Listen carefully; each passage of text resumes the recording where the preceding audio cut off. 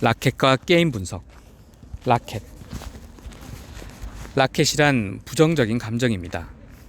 테니스를 칠 때 코트에 넘어온 공을 즉각 되받아치듯이 어떤 부정적 사건을 경험할 때 즉각적으로 느껴지는 기분 나쁜 감정이라고도 할 수 있습니다.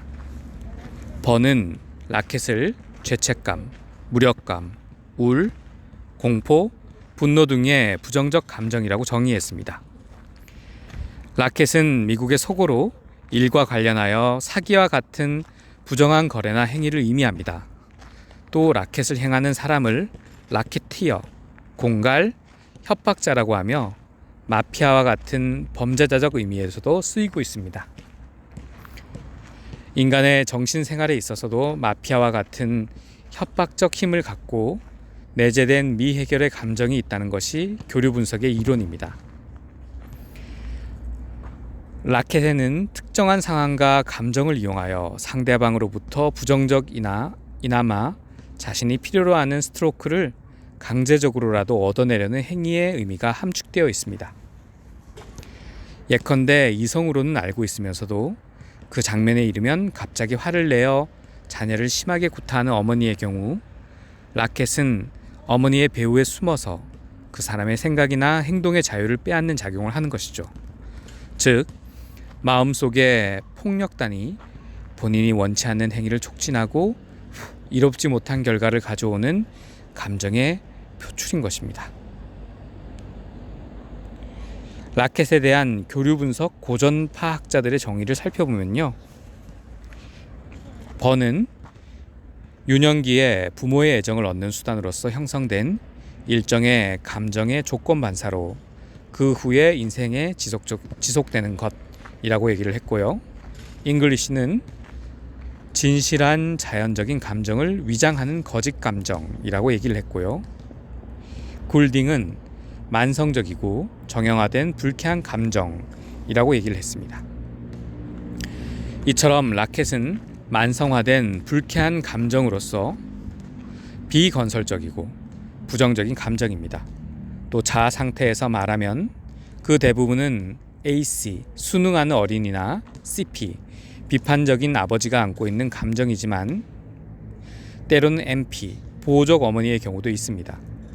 구체적으로 자신이 어떠한 라켓에 구속되어 있는가를 알고자 하는 사람은 우선 지금까지의 인생에서 가장 많이 느꼈던 부정적 감정은 어떤 것이었나, 기분을 해치거나 불쾌한 일을 경험했을 경우 특히 어떤 감정을 갖는가와 같은 질문을 스스로에게 해볼 수 있습니다. 예를 들어 볼까요? 정부기관에 납품을 하는 윤 사장은 동사무소에서 인감증명서를 받기 위해 급히 차를 몰았습니다. 오후 5시까지 계약 신청서를 제출해야 합니다. 하루 종일 바쁘게 지내느라 잊고 있다가 시간이 임박해서야 대포자의 인감증명서를 새로 발급받아야 신청 서류를 만들 수 있다는 것을 알게 되었습니다. 시계를 보니 어느새 오후 4시가 지났습니다. 그러나 다행히도 기관의 신청서 마감 시간에 제출이 가능해 보였습니다. 동사무소에 도착한 뒤 담당 직원에게 용건을 말하니 직원은 본인 확인을 위한 주민등록증이나 운전면허증의 제시를 요구했습니다. 순간 윤 사장은 당황했죠. 운전면허증은 몇 달 전 회식날 과음을 하는 바람에 어디에선가 잃어버렸습니다. 주민등록증은 회사 책상 서랍 속에 던져두었기 때문에 어떤 기억이 떠올랐습니다. 아차, 제가 본인은 맞는데 주민등록증을 두고 왔습니다. 혹 컴퓨터에 기록된 사진이 있으면 제 얼굴과 대조해 본인 확인을 하고 발급해 주시면 안 되겠습니까? 담당 직원은 냉담하게 대답합니다. 인감증명은 그렇게 발급해 드릴 수가 없습니다. 본인임을 증명할 수 있는 증명서를 가지고 오셔야 합니다. 미안합니다. 아무리 통사정을 해봐도 직원으로부터 돌아오는 답은 안 됩니다입니다. 1시간 이상 걸리는 사무실에 다녀올 수도 없고 누가 대신 가져올 시간도 되지 않습니다. 신청서를 접수하는 기관에 전화를 걸어보니 서류의 추후 보완은 불가능하다고 합니다. 만약 이러한 상황이라면 어떤 기분이 들까요? 자신에게 화가 나고 당황스럽고 담당 직원에 대해 분노할 수 있습니다. 머릿속이 텅 빈 듯 아무것도 생각나지 않을 수도 있습니다.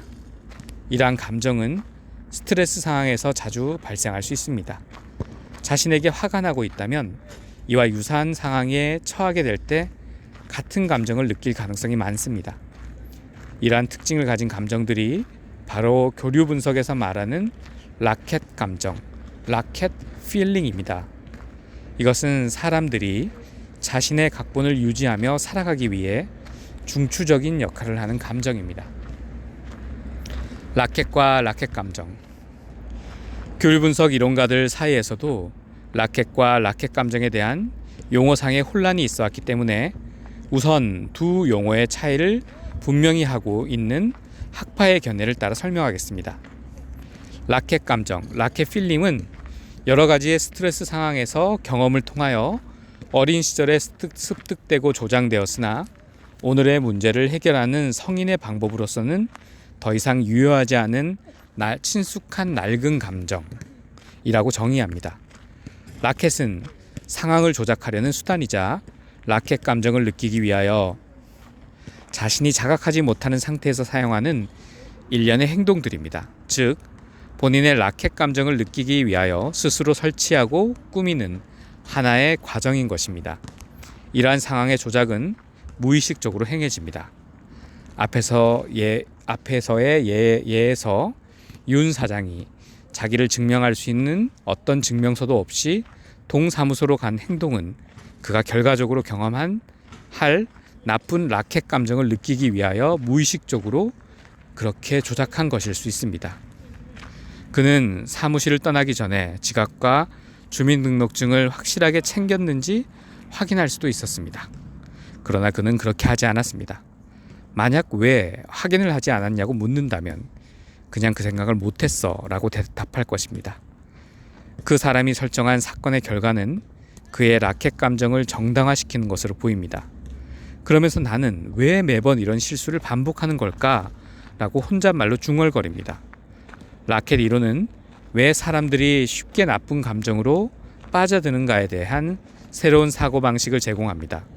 여기에 인용한 예를 라켓 이론에서는 나는 불쾌한 감정을 맛보기 위해서 주민등록증을 챙기지 않고 동사무소로 향하도록 상황을 설정했다 라고 설명합니다. 그러면 사람들이 라켓 감정을 느끼기 위하여 언제나 라켓을 설정해야 할까요? 그렇지 않습니다.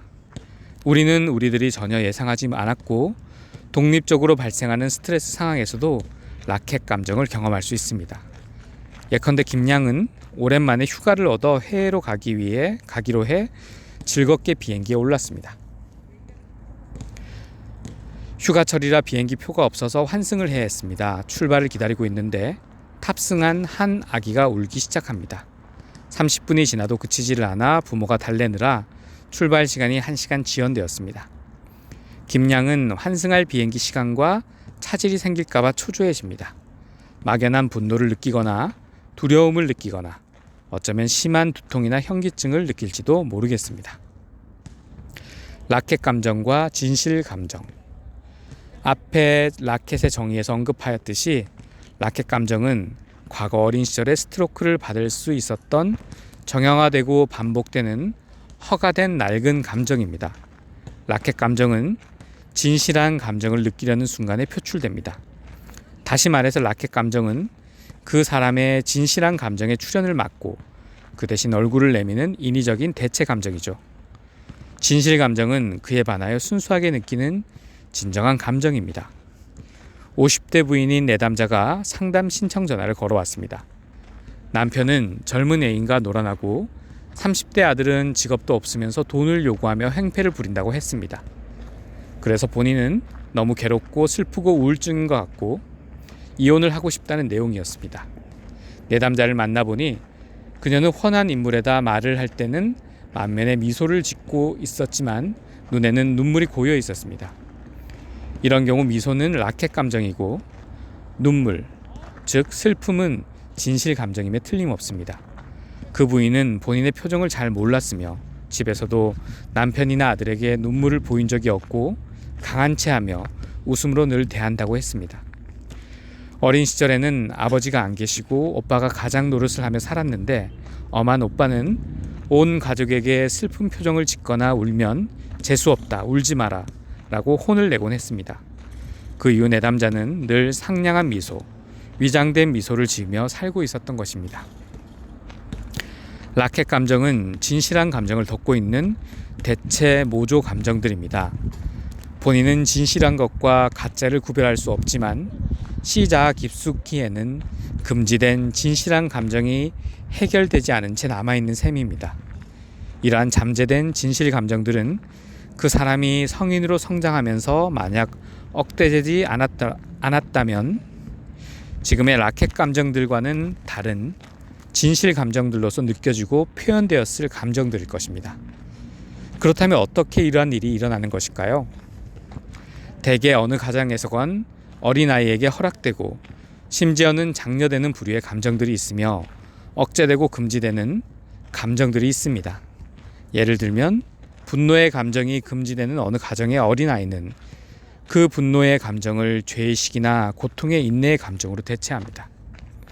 또 다른 감정에서는 슬픔이나 즐거움은 억제되고 적대적인 라켓 감정만이 조장되고 격려됩니다.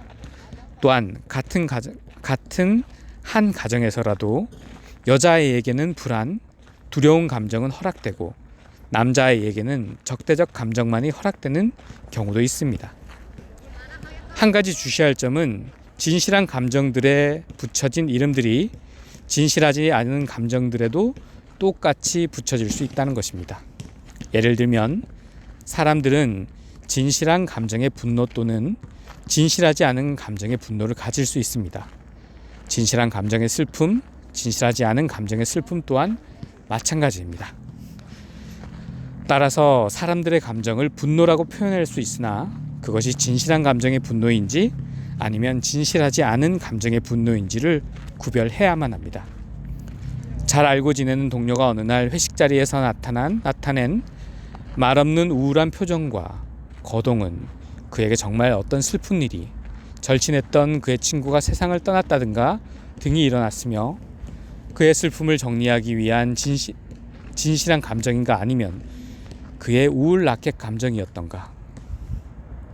이러한 차이를 알아차리고 구분하는 것은 보통 사람들에게는 쉽지 않은 일일 것입니다. 그러나 앞 사례의 인물들의 감정 표현이 인공적인가 반복적인가 틀에 박힌 듯 정형화되었는가 등을 알아차린다면 교류 분석 상담자나 치료자에게는 그리 어려운 일이 아닐 것입니다. 라켓 감정과 진실한 순수 감정을 구분하는 것이 중요한 이유는 진실한 순수 감정의 표현은 지금 여기 here and now의 문제 해결 수단으로 적합하나 라켓 감정의 표현은 그렇지 못하기 때문입니다. 사람들은 감정 표현이 억제되거나 금지되지 않고 자유스러울 때 느끼는 진실한 감정들이 어떤 것들이 있을까요? 교류 분석에서는 다음에 4가지를 말합니다. 화가 난 mad, 슬픈 sad, 두려운 sacred, 기쁜 glad. 이에 반해 라켓 감정이 될 수 있는 감정들에는 수많은 이름들이 붙일 수 있을 것입니다. 예를 들면 생존적 욕구와 관계를 가진 불안한, 신경질이 나는, 짜증나는, 지쳐버린, 과시하는, 상심하는, 혼란스러운 등 신체적 욕구와 관계가 있는 심신증적 병리, 소화불량, 호흡곤란, 상처에 대한 과잉 반응, 적대감, 폭력, 자살 또는 상해 협박, 진단남 등 후기에 나타나는 본능적 욕구와 관계된 불편함은 강박적, 정직한, 불운한, 불공평한, 외로움에 대한 공포, 성적 도착, 강간에 대한 두려움, 헌신적인 등의 감정이 있습니다. 라켓 감정과 진실한 감정을 구분하는 것은 왜 그렇게 중요할까요? 그 이유는 라켓 감정은 라켓을 설치하여 이면적 교류를 위한 대상을 낚아올림으로써 자신의 라켓 감정을 강화하고 스탬프를 모으는 수단으로 사용될 뿐만 아니라 나아가 게임으로 변형될 수 있기 때문입니다. 이에 대하여 진실한 감정들은 지금 여기의 문제를 자각하게 해주며 그 문제 해결의 수단으로서 적합합니다. 라켓 감정은 현실적 문제 해결에 도움이 될 수 없습니다. 앞에서의 예에서 부인 내담자는 본인의 진실 감정이 억울하고 슬프고 우울한 것을 알아차렸습니다. 상담을 받으면서 차차 진실 감정을 표현하기 시작했습니다. 가정에서도 남편에게 자존심을 버리고 솔직히 표현하였습니다. 나는 당신에게 유일한 존재로서 사랑받고 싶으며 다른 여자들에게 당신의 사랑을 뺏기고 싶지 않다 라고 하면서 남편에게 매달리며 펑펑 울었고, 아들에게도 나의 유일한 희망인 내가 그런 행동을 할 때 너무 실망스럽고 죽고 싶은 기분이 든다 라고 표현하였습니다. 가족들의 반응은 당황하며 놀라고 부인의 안색을 살피며 조심하게 되었습니다. 이로써 그 가정은 어느 정도 평안을 찾게 되었습니다. 라켓티어링. 파니타 잉글리시는 자신의 라켓 감정에 대한 스트로크를 구하는 수단으로 사용하는 교류 방법을 표현하기 위해 라켓티어링이라는 단어를 만들어냈습니다. 라켓티어는 자신의 라켓 감정을 표현하고 상대방으로부터 스트로크를 억지로 짜내기 위한 목적으로 대화에 다른 사람들을 끌어들입니다. 이러한 교류는 상대가 라켓티어에게 스트로크를 기꺼이 주는 한 지속됩니다. 다음의 예를 볼까요? 라켓티어 CP. 오늘도 기분이 영 가라앉네. 동료 PC. 오, 참 안됐다. 라켓티어. 아, 글쎄, 부장이 오늘도 잔소리를 해대는 거야. 동료. 그 사람 부장님 너무하다. 흘려버리라고. 라켓티어링은 라켓 감정을 동반하는 일종의 잡담, 패스타임입니다. 이와 같은 평행적 상보 교류는 어느 한쪽이 중단하거나 교차시킬 때 끝이 납니다. 교차시키는 사람은 보통 라켓티어입니다. 습관적으로 라켓티어는 상대가 언제 이 교류에서 빠지려 하는지를 감지하는 데 익숙하기 때문에 주도권을 잡습니다. 라켓티어링은 이면 교류로서 결과적으로 게임으로 이행하는 경우가 많으며, 다음에 게임에 관한 설명에서 그 이유를 설명하겠습니다. 감사합니다.